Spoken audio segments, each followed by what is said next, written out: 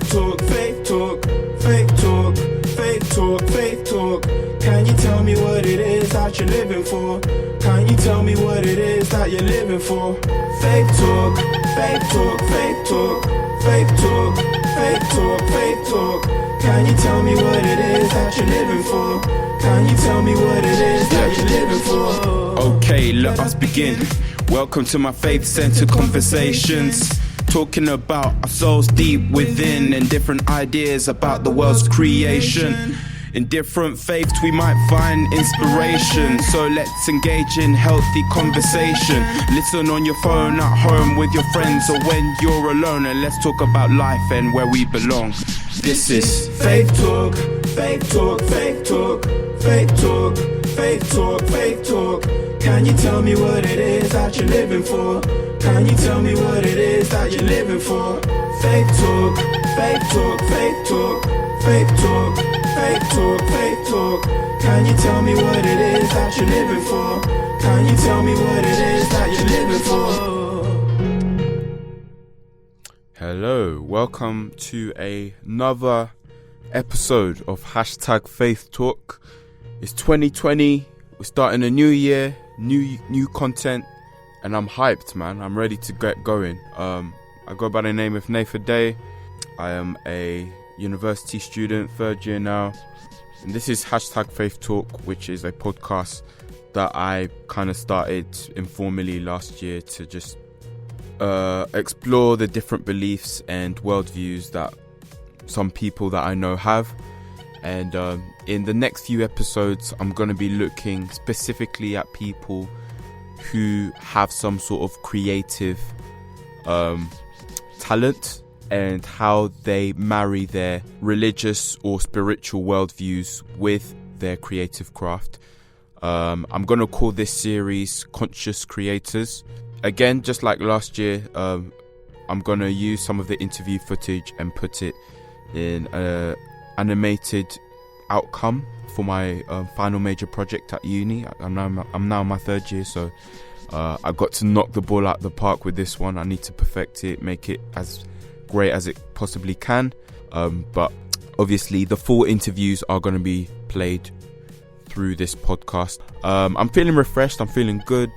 Had a nice, well, I say a nice break. It was a pretty busy break because I still had coursework to do, but that's out the way now. I've got a short window of time to get a few interviews out the way before uni begins again. This particular interview you're going to hear is with a girl called Phoebe, who is in my year group. I guess I kind of got to know her a little bit through one of the shared modules that we had last year at our uni, which is University of Derby. I just kind of reached out, said, you know, I heard that you're a Muslim. I would like to get your perspective on the role creativity plays in you sharing your faith. But obviously, as you're about to hear, that's just a small aspect of the conversation that we had, and it is more towards the end of the interview that we talk about that particular topic. But before that, we have a massive long conversation about Christianity and Islam, the differences and similarities, and talking about our personal experiences with our own faiths as well. So yeah, I hope you enjoy it. As usual, you might hear a few sort of like tracks in between the interviews, and even in this episode there might be at least one musical track that you're going to hear. As I'm recording this, I know that the first track, which I'm immediately going to play straight after I finish talking right now, that track is going to be the RY Cypher track that we when I say we, I mean the Radical Youth Society at my university. Shout out to Radical Youth. If there's any Radical Youth listeners tuning in, shout out to you.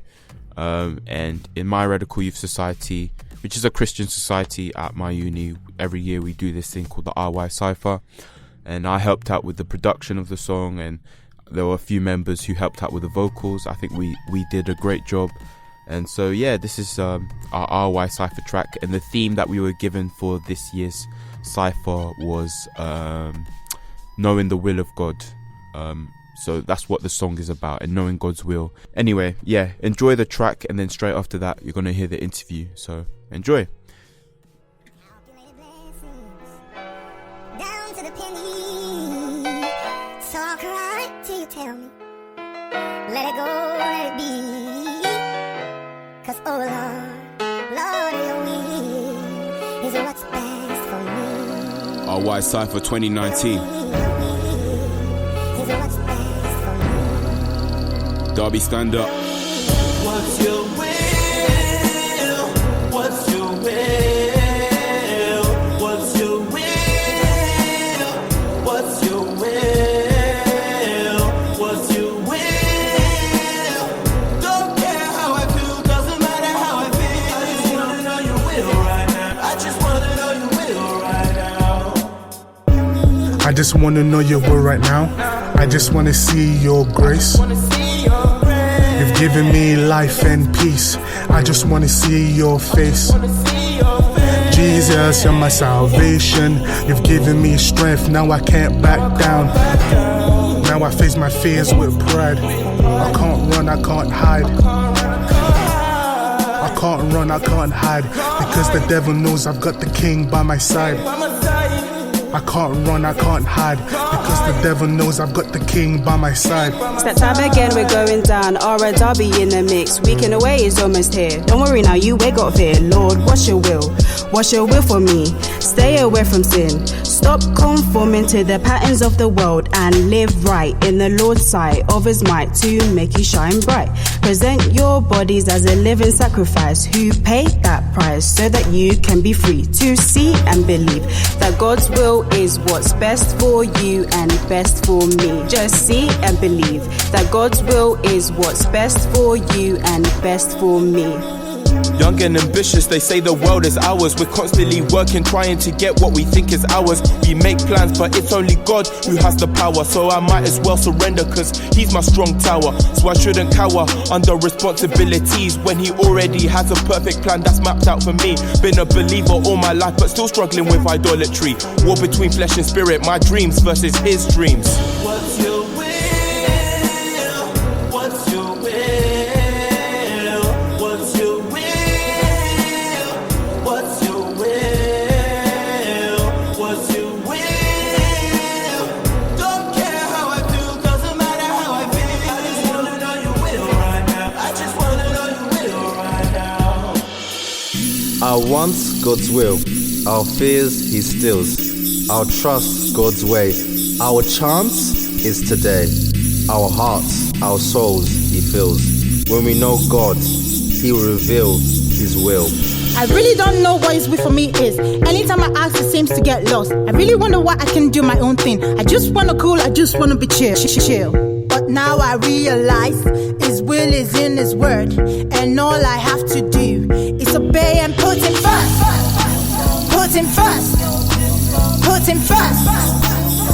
Obey and put him first. Put him first. Put him first. And all I have to do is obey and put him first.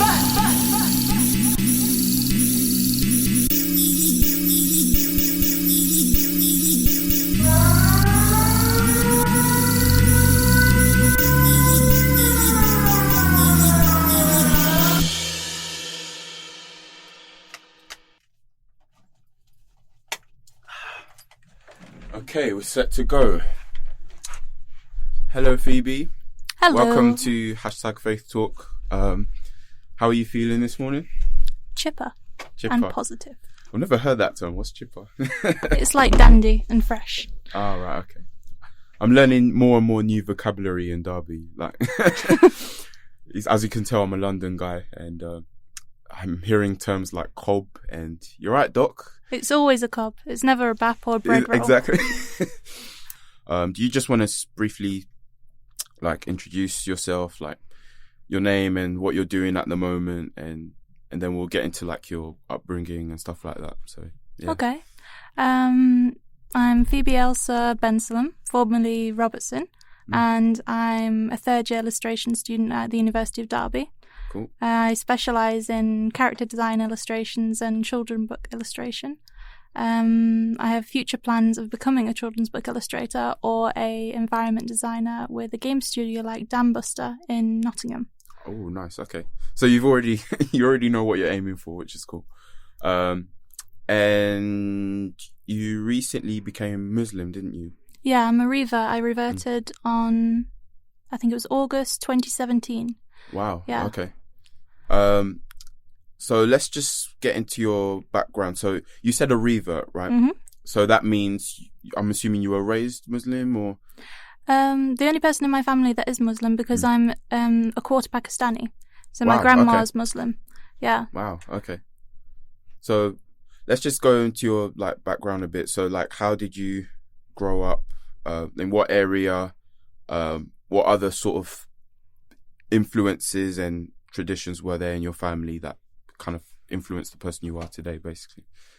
Well, I was originally from Leicester, and then I moved to Nottingham. And my family is very liberal-minded, they're very open-minded about different things and different religions, and they don't have any stigmas against any particular religions. Growing up, I always had Muslim friends, tons of Muslim friends, and they would, for instance, fast during Ramadan, and it was just the norm. Okay. Where I grew up, it was very multicultural, so you had Eastern Europeans, you had Asians, Africans, very diverse, kind of like London. Awesome. In a sense, yeah. But it just seemed normal. Some places, when I went to Cornwall, for instance, in Falmouth, very highly populated by Caucasian, white, British people. And if, for instance, you had a Muslim that went there, my husband's family would go down to Cornwall to see his grandma, then people stare if you're wearing a hijab or something, because it's not the norm and people don't expect it. Yeah. Interesting. And so you said everyone in your family wasn't Muslim, so what other sort of beliefs were in your family, basically? I think very much agnostic.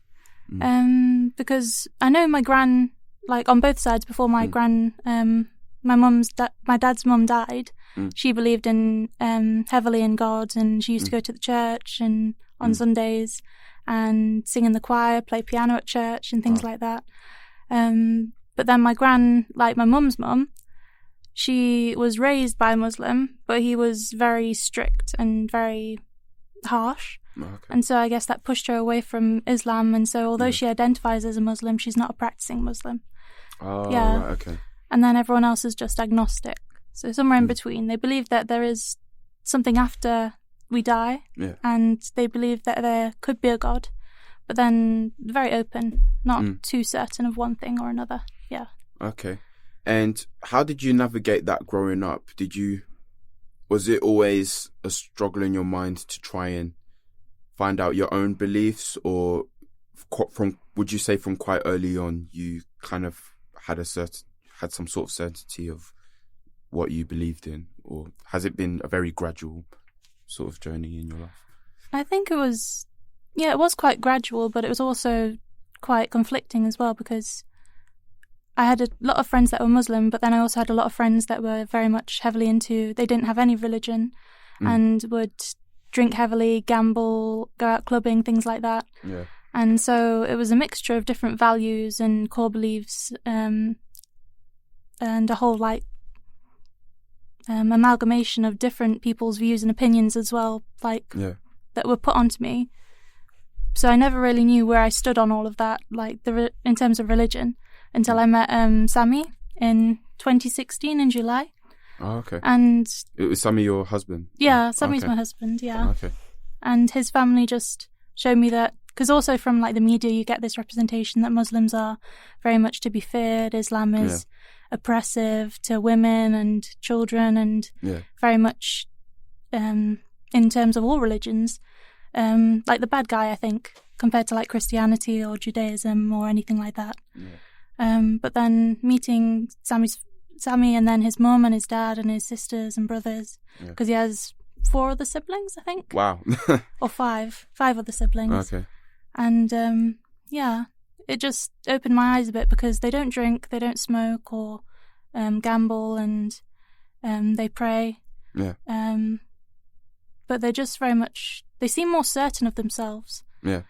Like, they're not swayed by peer pressure or anything like that because they've always got Allah to steer them and guide them in their lives. Yeah. So if they're going through any difficult times like grieving or difficult situations with mental health or physical health, then, like, for instance, my mother-in-law, she's got 3 mental and physical disabilities. But then when she prays, she does dua and prays to God to help her with all of her problems. And that acts as a way of easing that tension on her mind and her body. Okay. Yeah. So even though they're chronic illnesses, so she won't get better, it helps her to cope with it. Yeah. And even that, like, that's a huge thing in not just Islam, but even from a Christian perspective. It's more about how you process what life gives you rather than you having the perception that you can control life. That's not necessarily what it's about. And it's more about the idea of, you know, God caring more about our attitudes whilst we're going through certain things. Even from a Christian's perspective, when you look at the life of Jesus, you know, obviously, you know, we have different beliefs regarding who he was, but he always was talking about doing his Father's will and things like that. And even though it would be at the expense of his comfort, and obviously, you know, towards the end of his life, there was that struggle between what his natural flesh wanted to do and what he knew his Father wanted him to do. So, you know, I think it's a big thing in religions where, you know, a lot of people think, have these misconceptions that the religions are all about making your life easier. Whereas I heard a quote from a pastor once saying that sort of your belief in God doesn't make life easier, it just makes you stronger. So do you feel like in your life that's kind of what you've experienced, that, you know, life in many ways hasn't got easier, but through your faith you've been able to find the strength you need to get through those times? Yeah, definitely, because in Islam we have a saying that Allah doesn't put anything on a soul more than it can bear.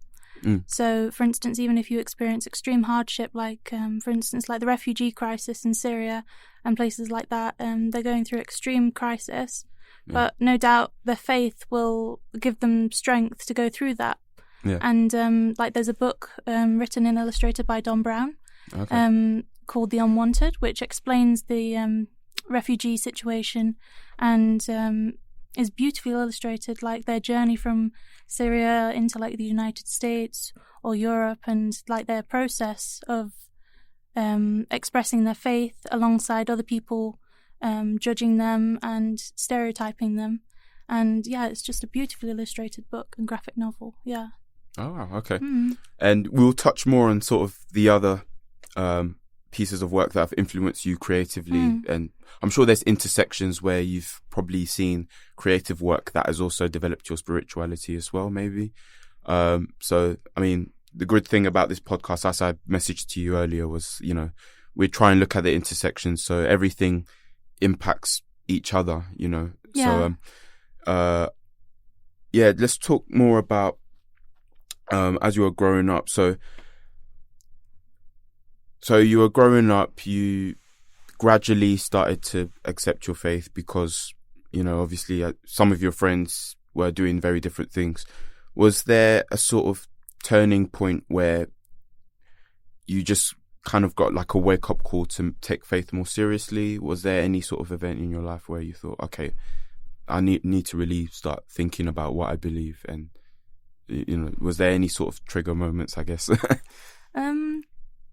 Well, the moment when I did decide to revert was when one of my former friends, she was very,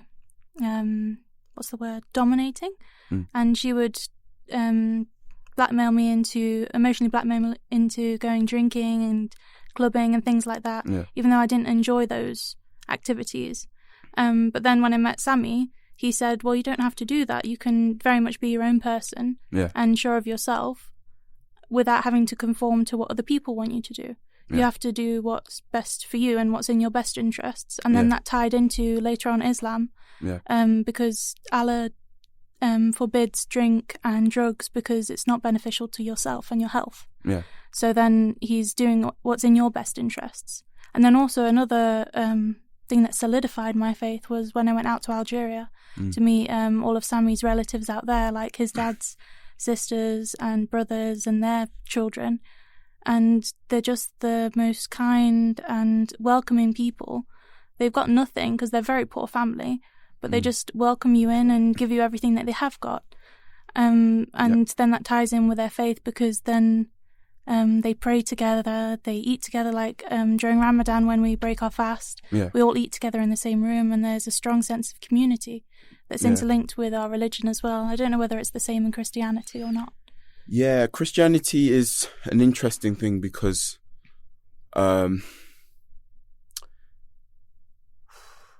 we'll get into that. It's quite a deep subject. Yeah. Let's just back up a little bit. So you said you reverted. So I'm assuming at some point you weren't interested in Islam, I guess, or there was a point where. Would you say there was a point in your life where you weren't close to Allah and you were just kind of doing your own thing, and then you got back into Islam? Was that how it went, or? I think it was very much like a gradual thing from when I reverted to now. So that's 2 years. Because I'm assuming reverting 3 years, means you believe one thing, you stray away from it, and then you go back to it. That's what I'm assuming. What? Oh no! Means. Oh, okay. In Islam, it's like when people say, "Oh, you've converted to X religion or Y religion." In Islam, we say you've reverted because everyone in Allah's eyes is born Muslim, but then some people go astray. Okay. Yeah. I get it now. Yeah. I get it. Okay. What was I going to say next? So. Marriage is an interesting thing because, again, a lot of people, I think there's lots of intersections of people's perception of Islam and perceptions of Asian people. And I myself don't know a lot about Islam in terms of the whole narrative of the Quran and sort of how it is structurally and the story it's telling. I know there's a lot of similarities in terms of talking about the Abrahamic figures such as Moses, and sort of it's the same history, but obviously there's the turning point in terms of Muhammad being the last prophet and Jesus, the claims about him. Just to clarify, is it true that the Quran says or doesn't acknowledge that Jesus died on the cross? Is that an actual thing? Or Jesus, according to the Quran, Jesus didn't die on the cross. Okay. It was another person that was mistaken for Jesus. Okay. He was very much alive and well, but no, he didn't die on the cross. Okay. Yeah, and we believe him not to be the Son of God as well, because God being an eternal and absolute form, whatever body he represents, and whatever form he takes, he would not be able to actually father a son in the human sense. So we have the view that Jesus is a human, but he is a prophet, so he's chosen by Allah to spread the word of, at that point, Christianity. But then when Prophet Muhammad came about, then it was Islam. And it's always been the same message. But even certain things like, for instance, in the Quran, it states that when Jesus gave his message, he announced to his people, I'm just paraphrasing here because I'm not taking direct quotation, but he announced to his people that some things I can't tell you right now because you won't be able to process it, you won't be able to take this information on because it will seem too outlandish. And then later on, when Prophet Muhammad came about, he stated things like, because I believe Christians believe in like the Day of Judgment. Yeah. And he stated things like, when it comes time to the Day of Judgment, then people will do things like listen to music in their ears and things like that. So stating very much modern day things that in Jesus's time, it would have seemed outlandish to state those things. And even probably in Prophet Muhammad's time as well. Okay. Another interesting thing to look at. So we've already started comparing Islam to Christianity, but did you ever wonder what is it about Islam? What convinced you that Islam was the truth and the true way to the creator of the universe? Was there any point in your life where you thought, what about other religions? And you might have looked a little bit into what Jews believe or what Christians believe, or was there a period in your life where you might have started investigating other religions and comparing? Well, I've actually read a book called The Science Behind Religion. I can't remember its exact title.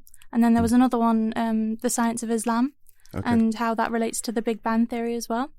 Because there are Muslims out there who believe that the Big Bang Theory didn't happen. Yeah. But then I believe that evolution and the Big Bang Theory were instigated by Allah. So then everything, in effect, was caused by Allah. Yeah. And when you look at comparisons as well, for instance, like in Islam, you pray 5 times a day. Yeah. And that is, in my mind, that's to reaffirm your faith.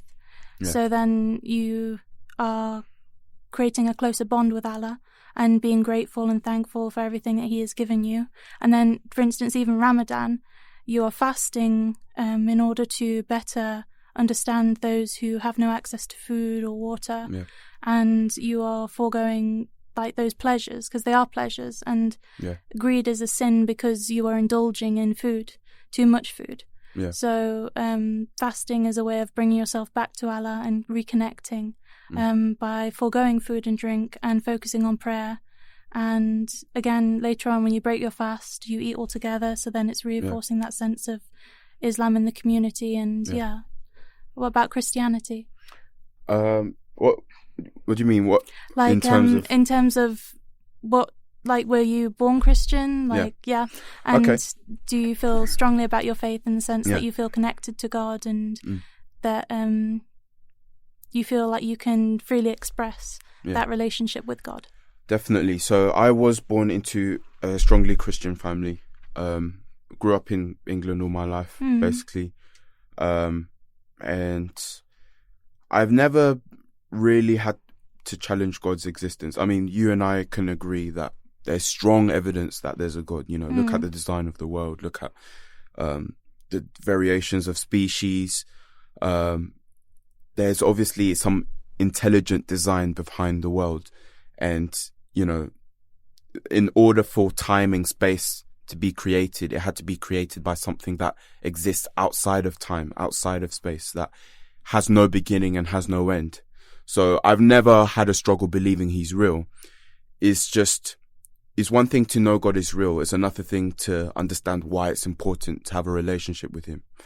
And I guess it wasn't until my teens that I really started having a serious think about, you know, what I do on earth and how every day is a special opportunity to connect with the one who made me.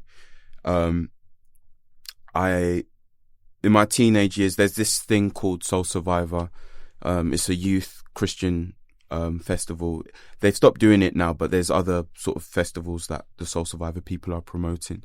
But I remember going there, and there's just one thing that stands out to me in Christianity is, I don't know how much you will agree with this, but in almost every religion, it seems that in order to achieve paradise or to get to heaven, you have to do certain things. Just off the back of that, do you want to just clarify the beliefs in Islam regarding getting to heaven or I don't know what you call it specifically. We call it Jannah or paradise. Jannah, okay. And so in order to get to paradise, then you have to obviously doing the 5 pillars of Islam. Yeah, you have to perform the 5 pillars of Islam as well as like one of them is prayer. So you have to pray 5 times a day, and depending on, because there's different like I presume like Christianity as well, there's different sects of Muslims. So like you have the I think it's the I can't remember, but there's one sect of Muslims where they'll group their prayers together. So like there's Fajr, Duha, Asr, Maghrib and Isha.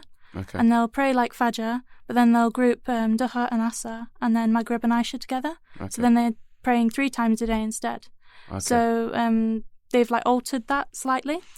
Right, okay. So it's similar, I guess, to how within Christianity you have Catholics and also Pentecostal Christians and stuff. Yeah. Where, you know, I guess the core beliefs are there, but it's just the traditions that are different. Yeah, it's more the culture, I think. Yeah. Okay. Like, And else? is there a certain, I guess, denomination within Islam that you would categorize yourself as? Or you don't really see it that way? Yeah, we're Maliki Muslims. So, like, myself and my husband's family. So we follow the Maliki school of thought. And that's very much, like, for instance, in Christianity, you have, like, obviously Jesus, who you see, like, he's the prophet and he's the Messiah. Yeah. But then you also have his, what do you call them? Like, his followers. His disciples, Yeah, his disciples. So, like... but you can say followers, yeah. Yeah, so the Maliki school of thought is, like, the one direction that one of his Prophet Muhammad's close followers expressed and performed Islam. Yeah. Okay. And practiced Islam. Yeah. And then you have like the Shiites. I think the Shiites are the one that pray with the grouping of the prayers, so 3 times a day instead of 5 times. Okay. And then there's several denominations like there is in Christianity. Oh, yeah. Right. Okay. So yeah, do you just want to explain a bit more about the beliefs about paradise? And basically what I want to ask is there certainty in your faith that if you follow the 5 pillars that automatically ensures you to get to paradise? Yes. And also like the reason you pray and the reason you do dua is because if you have sinned and if you've we say gone astray, like if you've not been connected to your religion, then you do dua and you ask for forgiveness from Allah, and Allah is all forgiving, and He will forgive you as long as you ask, and you ask His permission, and you accept that you've like gone astray, because we believe that it's very much all about intent as well. Like, for instance, before you pray, you have to state your intent. Like, for instance, if I'm praying like Fajr, I'll, like in my mind, non-verbally, I'll say, oh, I'm praying 2 rak'ah for Fajr prayers facing the Kaaba for Allah today. And then I'll start my prayers, and then I'll do dua at the end. And then it very much... It's a lot of terms to remember. Yeah, it's a lot of terms for me, but personally, how have you navigated like the different terminology? And from the outside looking in, it seems Islam is very meticulous in the way you serve your creator. You know, there's certain terms for certain things. And like, just personally speaking, how have you been able to navigate that? Because I can imagine initially for a fresh revert in Islam, you know, it might seem quite daunting with all these things to do. So what motivates you to keep following Allah in such a way where, you know, you're very meticulous with your time? There's certain traditions that, you know, are quite strict. What motivates you to keep going in terms of the self-discipline? The main motivator is, I don't know how it is with you, like in your Christianity, but you can tell within yourself, like, because obviously Allah's put inside each of us that you have, you can decide what's right and wrong. And so you can feel inside yourself when you're not close to Allah, and when you feel like you may have strayed a bit and you're not as like faithful as you were before. And you feel that lack of a bond there with Allah.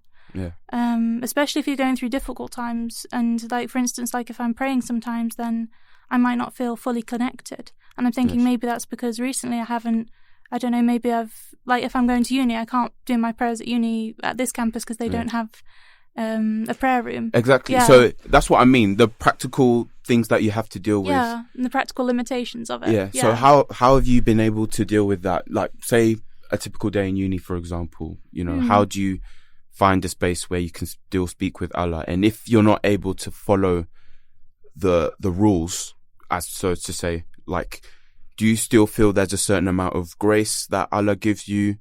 And if so, how are you certain of that grace that Allah gives you?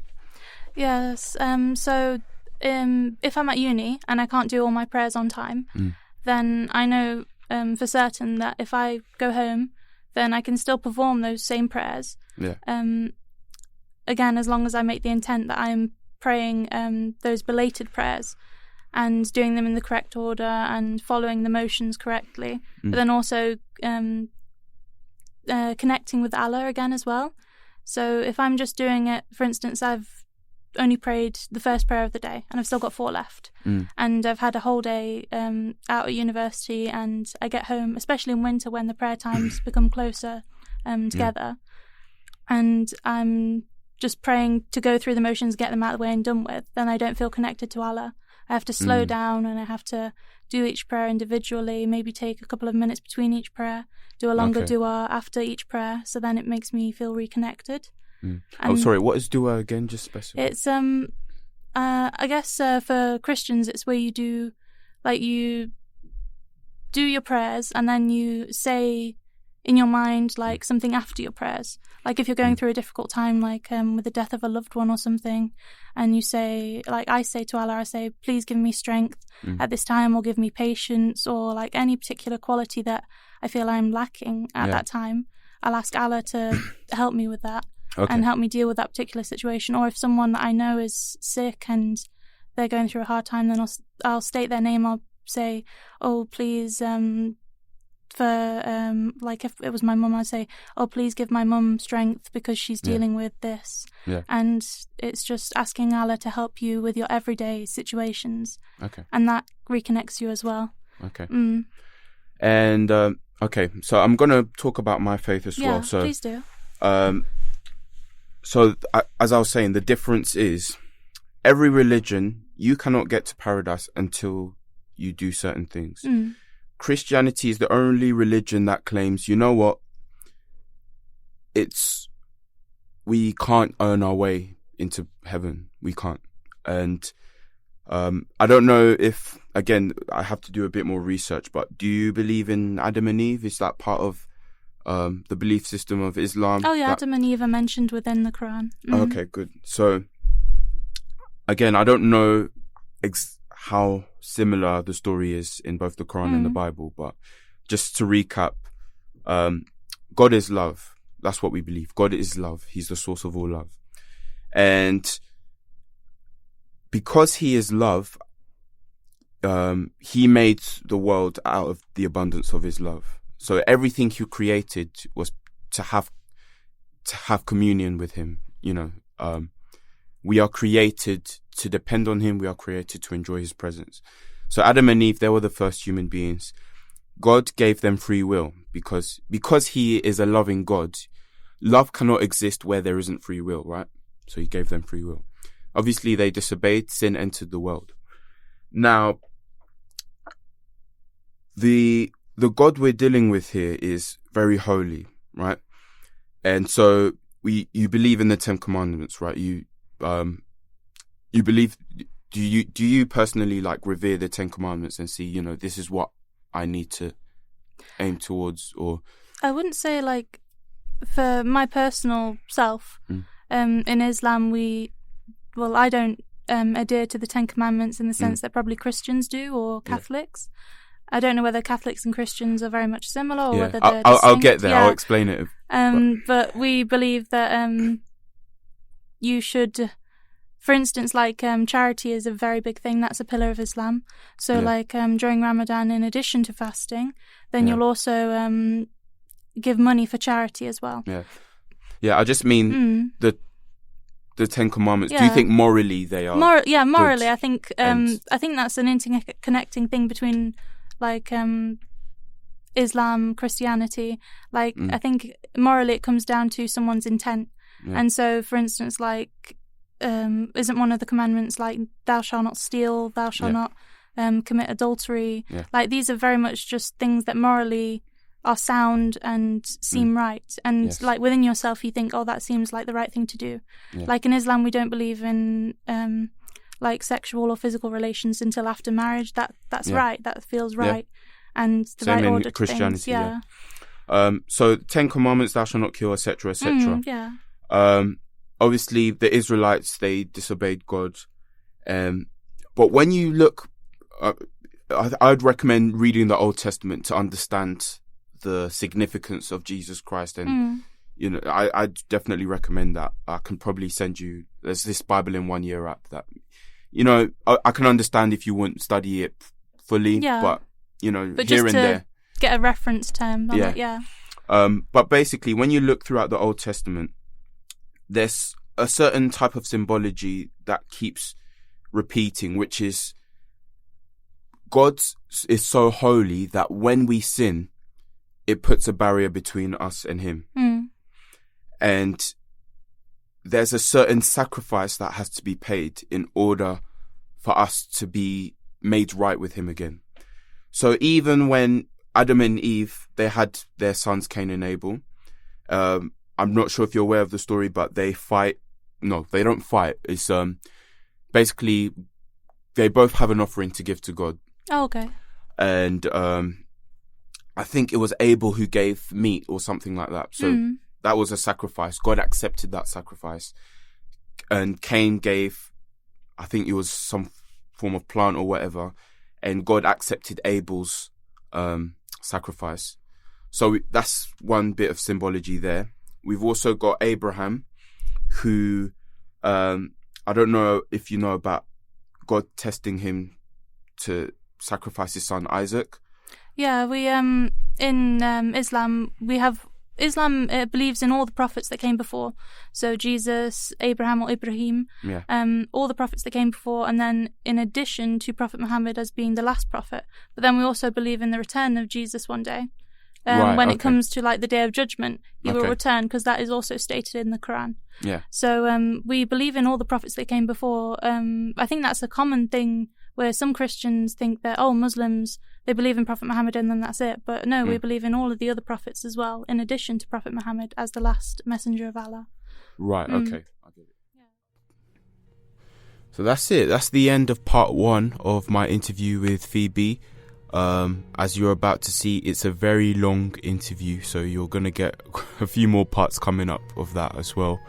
But yeah, great first half. I say half, probably first third, depending on how I'm going to chop it up.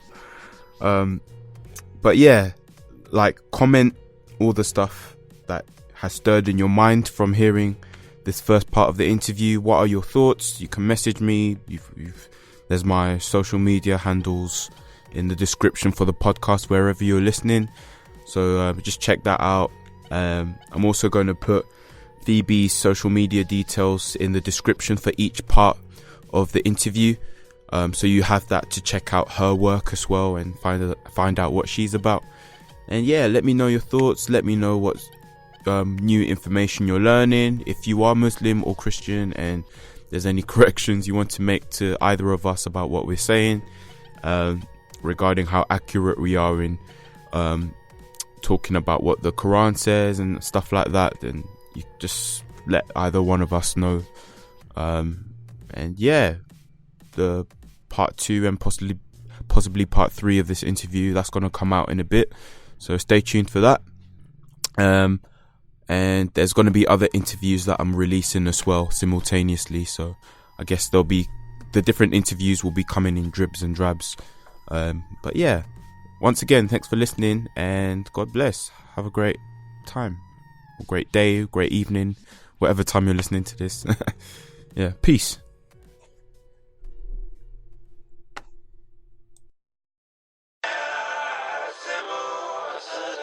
Vision.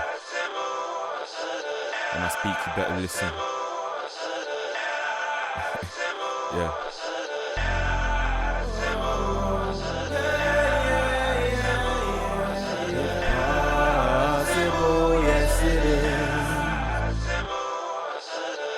Been a while, but I'm back, exercising my craft. Writing rhymes ain't new, it's only chasing the art. and materializing the dreams that I had from the start. That's been challenging for me the past year, but here we are. 2020 with a podcast, I hope it does last, and even if not, it's been the start of a journey of publicly sharing my heart. And if that makes the world tear me apart, then God is my attorney. Anyway, it's been a wild past year with all these rappers passing away around my year group. How am I still here and they didn't see 22? Another big sign showing that life ain't guaranteed for you. But we have seen 2020, so it's time to switch up our view, to see the scope of opportunities in front of you. And that's what I tell myself even when not wanting to, cause you won't get nowhere just accepting what is scaring you. Time to reflect, me and God need to rendezvous. Last year I repped him in my verses to excite you, and this year I need to walk with him to inspire you. This year I need the holy fire when I'm in the booth. Last year I had some industry connections, and this year I pray they bloom into fruition. Last year I had some artistic visions, and this year I'm on an artistic mission to show that you don't have to multiply your following by causing division. You don't have to add swag by subtracting your wisdom. You don't have to see acceptance by losing your vision. And you don't have to be relevant by not being Christian. You don't have to hate God just to lose your religion. You don't have to curse in your book to have people listen. And you don't have to cop no diamonds to show that you glisten. And you don't have to rush through life to get to first position. This year I am on an artistic mission to show you don't have to see Christ to know he's risen, to show that you can still praise him when you're in the prison, to show that there is a reason that you're still living, to show you there's a reason you can be forgiven.